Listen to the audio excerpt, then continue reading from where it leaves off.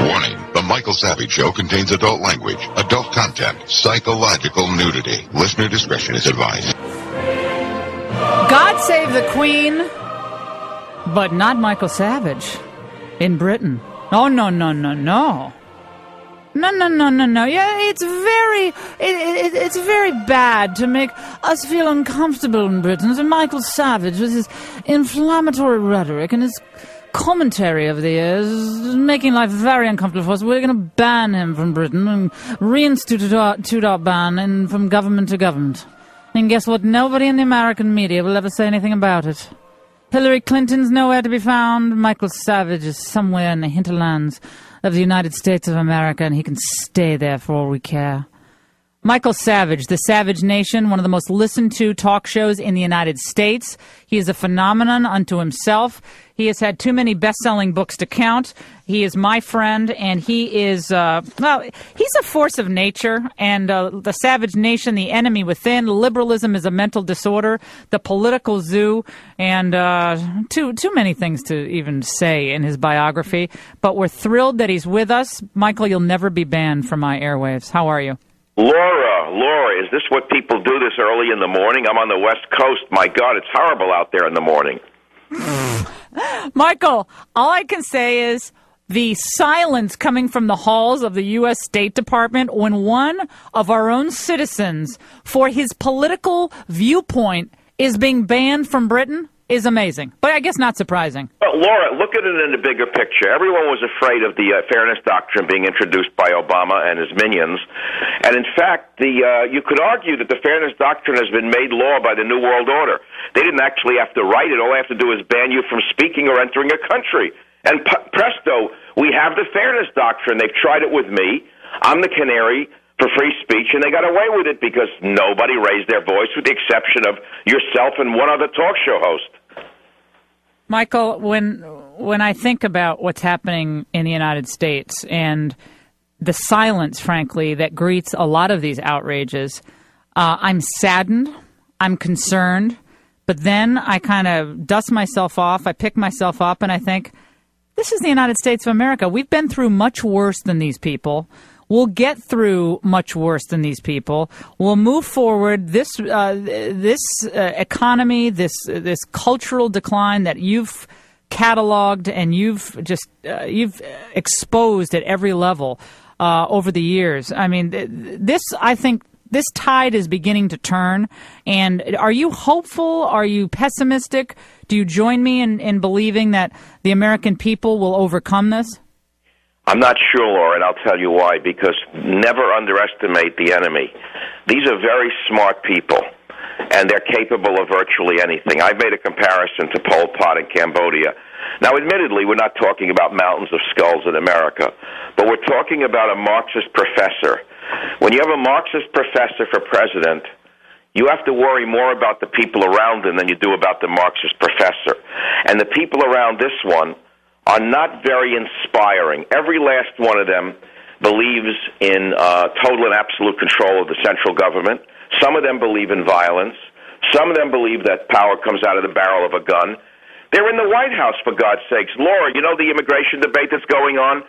I'm one of the only people in America who understands that he took the former head of La Raza, Cecilia Munoz, and he's now made her a major policy advisor inside the White House under the guise of Intragovernmental Affairs Director. Now, what governments is she responsible for? Mexico and the U.S.? She's advising him when most of America does not want amnesty for illegals. Now he takes the head of La Raza and he puts her in the White House.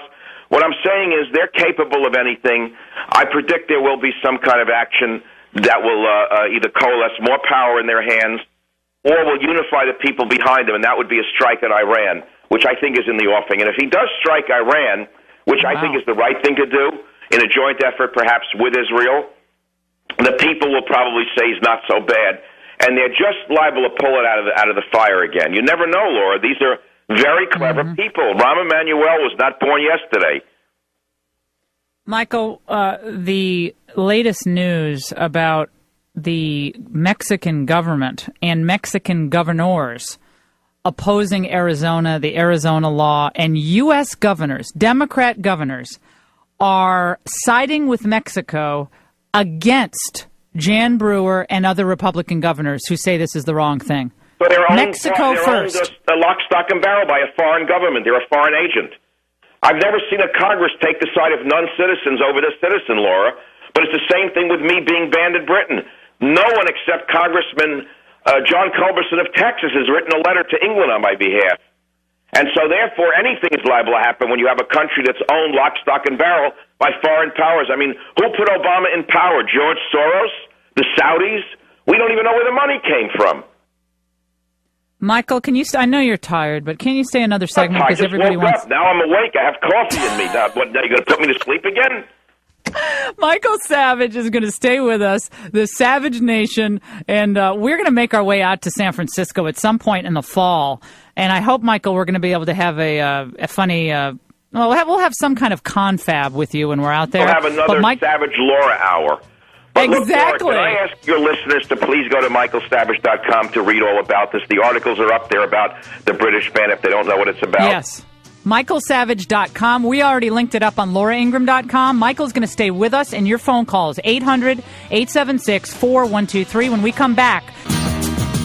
If I knew what was meant by secure the border, that would be one thing. But the Department of Homeland Security has, been meeting every congressional mandate in that sense. And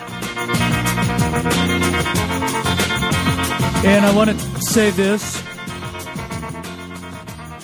When not only did I not understand what securing the border meant, but I got kind of confused earlier this week, and thank goodness they capped that oil spill, because if they didn't cap that oil spill, they were going to have to lower me slowly in a diving bell in the Gulf Coast, and I was going to have to sit on the oil spill to plug it once and for all, and I can't swim very well. You're listening to the Laura Ingraham Show. Love that show. Michael Savage from the Savage Nation. And the Michael Savage show, the Savage Nation, is just wildly popular. 400 stations across the United States. Plus, I'm probably underestimating. But Michael, when your show's as big as yours is, I don't need to give you the big build-up. Okay, everybody knows who you are. But I don't exist, though, Laura. You've got to understand. Even though it's allegedly the third largest show in the country, I don't exist. I'm the Invisible Man. Well, the Invisible Man there's a lot of perks to being invisible, though. That's what I say. You got a lot of perks. Yeah. Michael, talk about this Napolitano humdinger of a soundbite. It depends on what you mean by enforcing the border. She doesn't even know what she's talking about. I didn't know it was her. I thought it was you imitating her. No, I imitated her after the soundbite where she said she didn't know, but doesn't really know the meaning of the phrase enforcing the border. Well, then now you know why she's head of Homeland Security. She's the perfect person for the job. They don't want to enforce the border. They'll never enforce the border. Well, this to whole her, the thing border ends at Tierra del Fuego. Don't you understand? It's bordered by Antarctica. No, look, to the globalists, America is one gigantic continent that runs from Tierra del Fuego to the Arctic Circle. And so, therefore, that's what she means. She doesn't know about enforcing the border. There is no border. It's the left-wing fantasy of the world without borders. Even though every nation on earth has, from the beginning of time, been defined by borders, language, and culture, it doesn't apply anymore to the United States of America, nor to the globalists who see the world as one giant happy market. And since the U.S. is only, 300 and some odd million people, I have lost count with a couple of years, so 350 million. 300 million, yep. Mm-hmm. All right, 300 million people. We're a small market compared to India, China, et cetera. We're even a small market compared to Indonesia. So therefore, the globalists don't see us as very important anymore. So they may as well just erase our borders and our language and our culture. Well, they just think that invariably the United States is a force for ill in the world, that we usually screw things up. We're greedy. They don't like the fact that we have big families or that we drive big cars. They don't like the fact that we... That's why we liberated the world from Hitler. I mean, it would have been a much better world, I suppose, to the left-wingers if it had been a unified German world. Laura, we're living in a time of total insanity. You know that. Where up is down, left is right, right is left, good is evil, evil is good.